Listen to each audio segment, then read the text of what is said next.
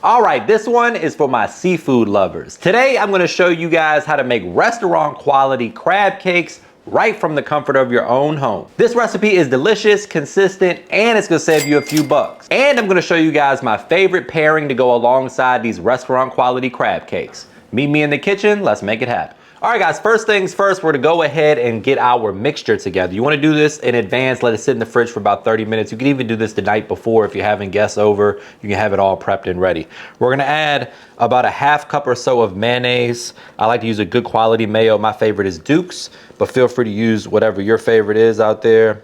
This is non-negotiable. I know some people don't like mayonnaise, but if you eat crab cakes, you're eating mayonnaise, I promise you. Also, if you like ranch dressing, you're eating mayonnaise because that's 99% of what ranch dressing is. We got our mayo in there. I'm gonna use the zest and juice of 1 lemon.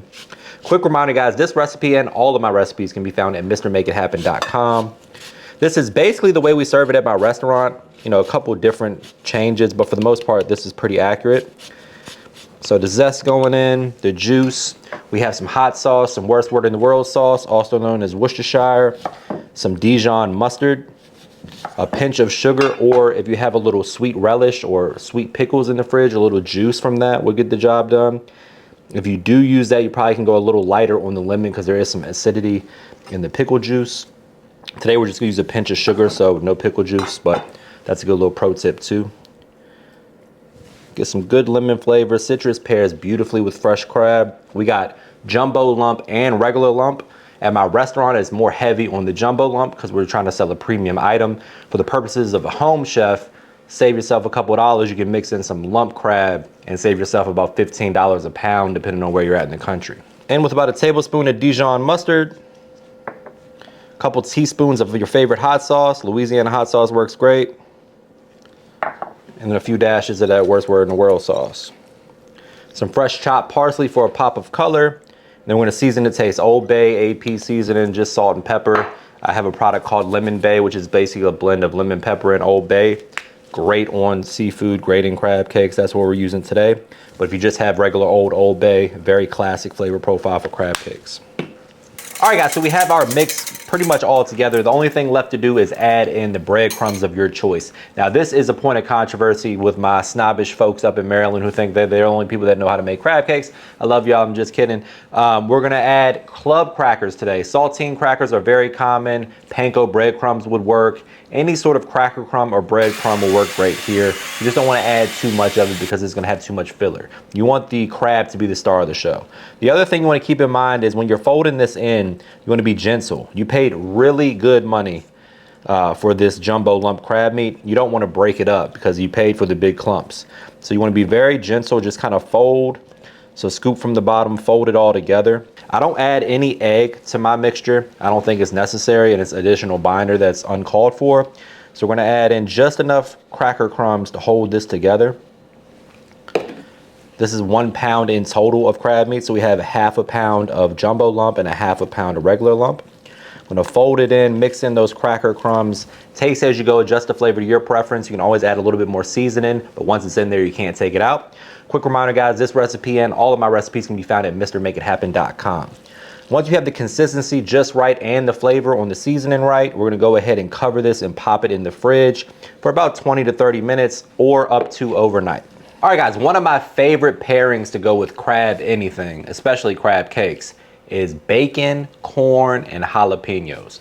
This pairs perfectly. We're gonna call this like a succotash. There's no lima beans, but this is basically like a succotash. It pairs nicely alongside something seafood like crab cakes today, or you can do like a grilled fish of some sort. It's a great side dish. You can mix it in with a salad with some arugula or romaine lettuce, a little vinaigrette. Phenomenal. We're gonna go ahead and dice up our onion, dice up our jalapeno, and then cut the corn off the cob. We're gonna chop that bacon up and then cook all of this in that bacon fat. All right guys, we got our corn in here, our bacon, our onions, our jalapeno, and when it comes to cooking, certain flavor pairings just work together. This is like peanut butter and jelly. All of these flavors work together beautifully along with the crab meat as well that we're about to cook next. We're also gonna char a lemon for garnish. Just cut it in half, add it to a pan with a little olive oil. and just let it get nice and caramelized. It's gonna make for a nice presentation. And then also you can use the lemon juice for your crab cakes. That's another great flavor pairing as well. Just gonna cook this until everything gets tender, maybe 8 to 10 minutes or so, and then we're gonna set it aside until it's time to plate up. Next up, my friends, we're gonna make a sauce that's gonna pair nicely with the crab cakes as well. So we're gonna get the party started with a ½ cup of mayonnaise. To that, we're gonna add about a tablespoon or so of fresh lemon juice. That's gonna be the acid component of the sauce.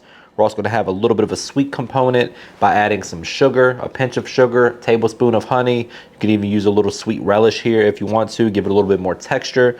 Totally up to you. We're gonna add that acid first into the mayo, which is the base. Then we're going in with a few dashes of Worst Word in the World sauce, Worcestershire sauce. This is gonna add a little umami. Worcestershire sauce has some anchovy in it, which a lot of people don't know. And that is what the umami flavor is really coming from. I'm gonna add a little hot sauce just for a little bit of heat. Frank's Red Hot's not really that spicy, so you can go a little heavier. I'm gonna add that in there. That pinch of sugar we discussed. Just about a teaspoon or so just to balance everything out. Kind of play off the natural sweetness from some of the other ingredients. And then last but not least, a little Cajun seasoning.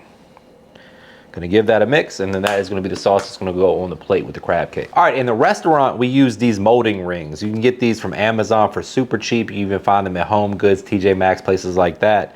We're gonna use this today just for presentation purposes. It also helps you make sure that you keep your crab cakes about the same size. We're shooting for 5 to 6 ounce crab cakes here because we're cooking at home. Restaurants will typically serve you 2 4 ounces or 1 8 ounce crab cake, kind of depending on where you're at, if it's lunch, dinner, or brunch, or whatever. So you're gonna get a nice little crab ball and then push that into the molding ring and just kind of really compact it. This is gonna give you very even crab cakes with a flat, top and bottom that are gonna brown nicely when we pan sear them in a little bit of butter and then finish them in the oven. So compact them. If you're making these, like if you're doing like a catering event or something like that, you can do this on a scale and make sure that your crab cakes are exactly the weight that you want them to be. That way you're not losing any money. But that's what we wanna see. And then boom. Perfect crab cakes every time. These are super cheap. You can grab them at the store. You could do this and then form them and then pop them in the refrigerator. We kind of did it in reverse, but it's not a big deal. But if you wanted to, you could do these like a day before you serve them, form them, and then wrap them in saran wrap and put them in the refrigerator for like 24 hours. All right, guys, so we had a little avocado oil in the pan and about a tablespoon of butter. The avocado oil has a very high smoke point, so it's gonna kinda help that butter not burn up too fast. We're really just looking for color right now on a nice hard sear on the crab cake. Make sure the top is nice and crispy. Make sure it absorbs some of that butter for flavor. Then we're gonna pop it, we're gonna flip it and then pop it in the oven until it's finished. There's no egg in this, so you're not really cooking to an internal temperature per se. You're more so just cooking until it's all the way warm through. Everything comes together. You got some good color and texture, and you have a delicious crab cake. All right, guys, you can plate this up however you want it. In the oven, 400, 425, maybe 10, 12 minutes. The crab cake's gonna be absolutely perfect. Crispy on the top, absorbing that butter, not too much filler. They should be almost falling apart if you're not using too much filler. It should be almost all crab in there. That's what we're going for. Mound of that succotash, charred lemon on the side, plus a little sauce. This is the part where I say brace yourself for a trademark money shot. Say it with me, guys. Looking good. The only thing left to do is digging for the taste test. But before we do that, please take a quick second to subscribe to the channel. Make sure you hit that bell to enable notifications as well. All right, people, quick reminder, you can find this recipe and all my recipes at MrMakeItHappen.com. And without further ado, here we go, moment of truth.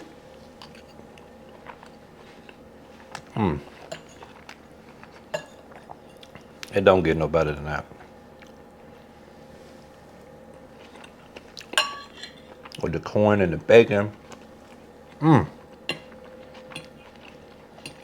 little spice from the jalapeno. Yeah, I'm gonna eat this whole plate. You guys gotta try this.